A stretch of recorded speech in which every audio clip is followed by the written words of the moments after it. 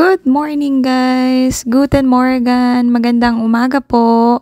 Ayan, first day ko to sa trabaho at samahan niyo po ako. Ipapakita ko sa inyo ang aking mga gagawin. Pero hindi po lahat kasi bawal Kung ano lang yung kaya kong ipakita. So tara, samahan niyo ako. At yan ang aming tinutuluyan. At ayan, naglalakad lang ako papunta sa bahay ng pasyente. Kasi malapit lang siya. Sobrang lapit lang. Ang kinukuhanan pala kami ng mga matutuluyan ng aming company para dahil nga travel nurse. So, ayan, nasa bahay na ako ng pasyente at tapos na ako makipag-endorsan sa kapalitan kong nurse. Dahil 12-hour shifting kami. So, ang duty namin dito is 7 to 7, 7 a.m. to 7 p.m. ng gabi.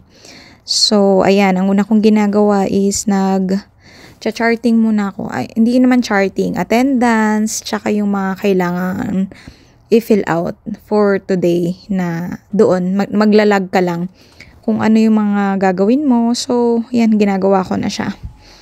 And, nakikita nyo ba yung pink na parang sticky note na yun? Yun yung mga binibigay namin sa nanay ng pasyente para kung ano yung mga kailangan namin ipabili sa kanila.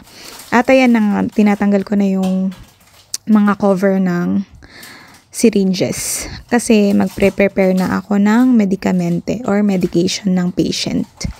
So, ayan, yan ang unang-unang gagawin sa umaga, magla-login tapos i-prepare yung medication niya. So, ayan, itinapon ko lang dyan and ayun na. So, yan pala ang aming kitchen. Sabi ko sa inyo, di ba, may kitchen kami. May sarili kaming kitchen. So, swerte lang kami sa pasyente na to kasi meron talaga kaming sariling kitchen. At yun ang info board namin. Basta lahat ng mga importante nando doon. Yung mga schedules ng pasyente. At yan ang room ng patient. Kita mo, madilim-dilim pa. Kaya may ilaw pa siya doon. Nightstand niya. Natutulog pa siya So, ayan, 8 a.m. na. So, kailangan ko na mag-prepare ng medication. At dahil yung pasyente hindi nakakalunok, yung medication niya is dinadaan sa schlauch. Ano ba ang schlauch? Tube. Naka-tube feeding kasi ang aming patient. So, yan, ipapadaan namin yan sa kanyang tube feeding na nakakonekta sa kanyang tiyan. So, hindi kami dito naka-NGT. Yung naka-nasogastric tube, hindi ganon. Dito yung tubo, naoperahan na siya, nabutasan na sa tiyan, permanente na yon. At kung may mangyari, then that's the time na pinapalitan. Saka rin magkaroon ng infection, pero pang matagalan yun. Ang tawag dun is PEG. Yung kanilang schlauch or tubo sa tiyan. So, ayan, yan yung binibigay namin na unang medikamente or medication sa patient. At ayan, yan yung kanyang tube feeding na device. So, parang sa atin sa Pilipinas, 'di ba, merong pang IV. Ito naman yung pang food niya. So, naka-divide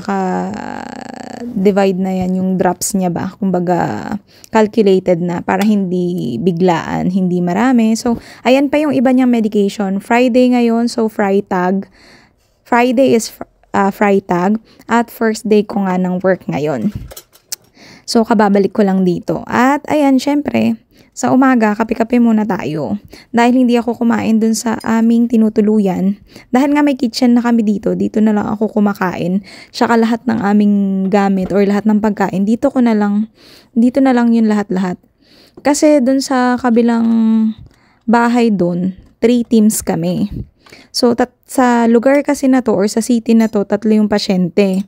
So, may mga 3 teams kami. So, bali 6 nurses yung mga nando doon. At meron din dong mga kitchen, lahat provided din. Pwede lang syempre yung food. Syempre, ikaw bibili ng pagkain mo. Ikaw magbabaon ng mga ulam na dala-dala mo. So, pero dito, buti na lang, maswerte talaga kami sa pasyente namin dahil meron silang kitchen. Nag-provide sila ng sarili naming kitchen. Kaya, swerte talaga kami sa pasyente na to. Dahil hindi lahat ng pasyente may ganito.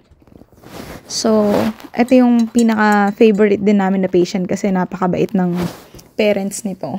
Hindi kami pinapakailaman. Walang nanonood sa'yo dyan So, ayan, malayang-malaya ka kung anong gagawin mo. At eto na nga. So, pagkatapos ko magkape, ayan, 9 a.m. na. So, pag 9 a.m., kailangan mo nang linisan yung pasyente. So, hinahayaan muna namin siyang matulog hanggang 9 a.m. Pero pagka kunwari may bisita, may schedule yung patient, so maaga, nililinisan na namin siya. Pero this time, which is Friday, wala naman siyang bisita or sa tanghali pa kasi ang bisita niya, yung physiotherapy niya. So, pwede mo siyang umpisahan na linisan ng 9 a.m. Ang tawag sa amin ng linisan is corpus flege or kumbaga sa atin, hindi natin ginagawa yan or sa mga ICU patients lang yata to ginagawa sa atin sa Pilipinas. Pero dito kasi, isa sa mga responsibility mo dito as a nurse is magpunas or magpaligo ng patient. So, yun. Yun yung hindi ko pa alam nun paano ba to gawin. Sa mga return demo lang natin yung ginagawa ng student tayo. Pero dito, reality check, dito, OFW, ginagawa mo dito yan. So, ayan yung pang buhok niya, oh. Parang pang spa. Diyan mo siya, ayan, ilalagay mo yan sa batok niya. And then, dun mo siya bubuhusan. Dun mo siya i-hair wash. So, nag-hair wash talaga kami dito. And, next, ito naman, ang next medication niya is 10:30. So, 10:30 a.m. So, nagprepare ako ng medication dyan. So, yan yun. Oh. Ayan. So, ayun na yung 9 a.m. na yun. Yung ginawa ko is pinaliguan yung buhok ng pasyente. Tapos, pupunasan mo yung buo niyang katawan. And then, papalitan mo siya ng diaper.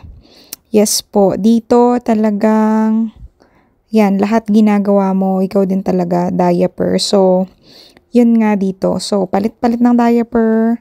So, hindi namin pinaghihirapan ang money dito. Nagpapalit kami ng diaper. Nagpupunas kami ng puwet ng pasyente. So, sa totoo lang, yun talaga as in.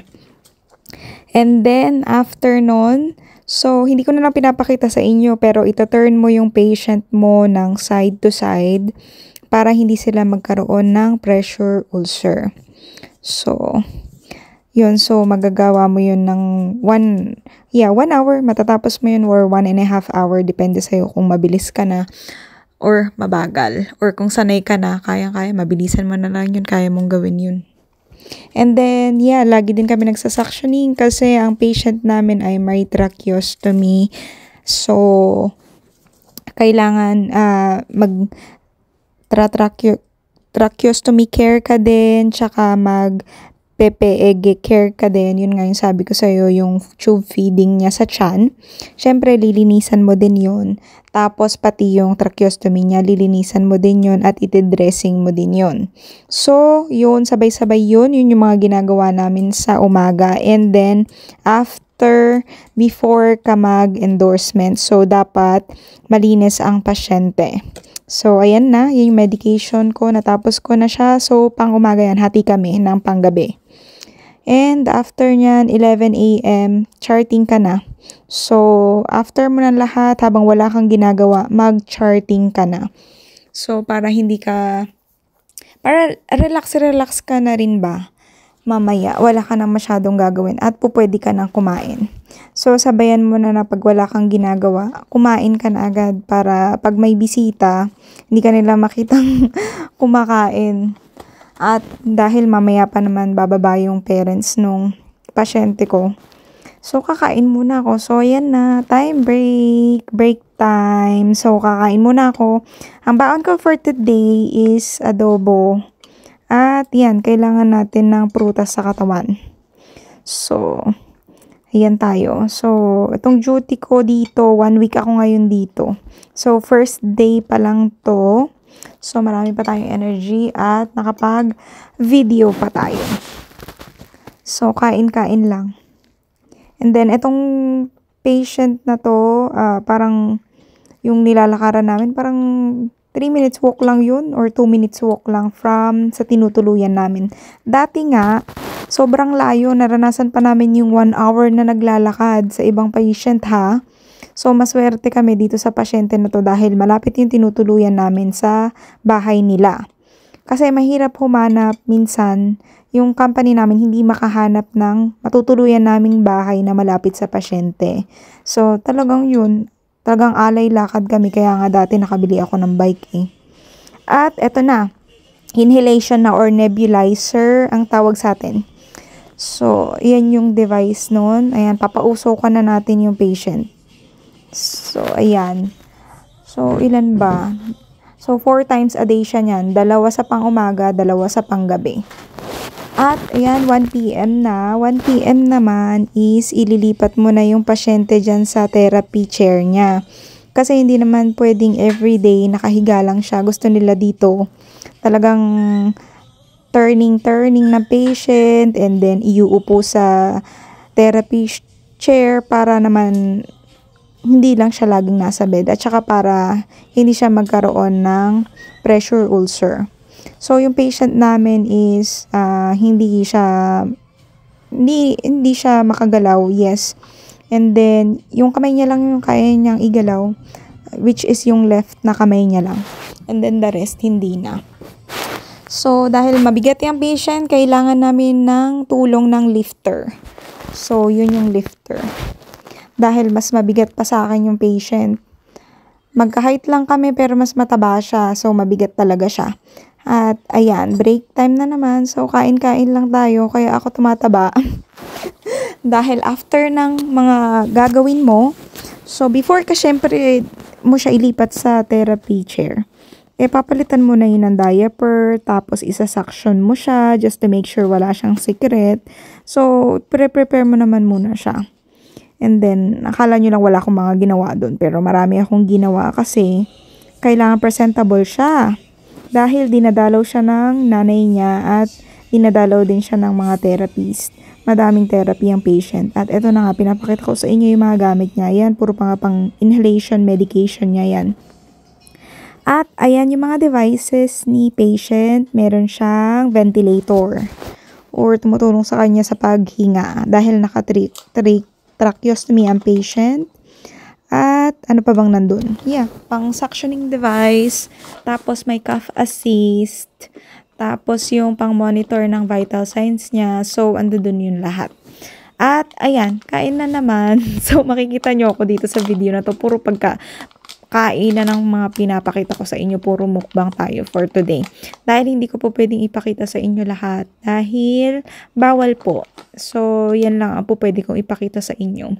So, sa 12 hours na yan, ilang beses akong kumakain dito kaya ako tumaba. Kasi nga, mabait kasi dito yung parents ng patient at saka meron kaming sariling place. Kumbaga, hindi. Sa taas, actually sa first floor yung nanay ng patient namin. And then, nandito kami sa keller. Ano ba ang keller in English? My God, nakalimutan ko na. Basta, nasa pinakababa kami. So, dyan yung room ng patient at meron kaming sariling kitchen. Kaya nga sabi ko sa inyo eh. Diba? Yan o. So, ito, baon ko yan. Niluto ko yan kahapon at dinala ko dito. So, yan yung natira. So, lahat ng mga natitirang pagkain, dinadala ko, binabaon ko at kinakain ko. So, break time na naman po. Yes po, mukbang na naman tayo. Kakain na naman. So, yun. Ayun nga, sabi ko nga sa inyo, mabait dito. So, hindi kami laging tinitignan or tinututukan ng parents. Kumbaga, tiwala na sila. So, mabait sila. Basta gawin mo lang yung trabaho mo.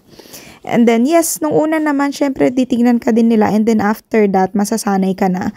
Masasanay na sila sa'yo. So, hahayaan ka na nila. And then, dito sa patient na to, magwa 1 year na ako dito. At, hindi naman lagi kaming dito sa patient na to. Dinadala din kami sa ibang patient. Pero, ito yung favorite naming patient. Kasi, yun nga, malaya ka dito. Hindi sila masyadong stricto at mababait sila. Sobrang bait. At ayan, tapos na ako sa lahat. Mag-charting. So, waiting na lang ako sa ka-endorsan ko. Pauwi na ako. Tapos na ang 12 hours duty. Ayan o. Oo, diba? 7 to 7. Hindi ko alam kung mag-grocery ako. Bukas na lang. Uwi na ako. Tomorrow. Ayan, ito ang aming Hunter Conf.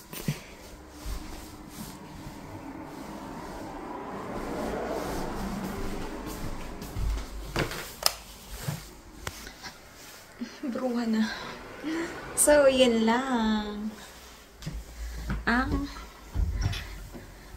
vlog for today's vlog.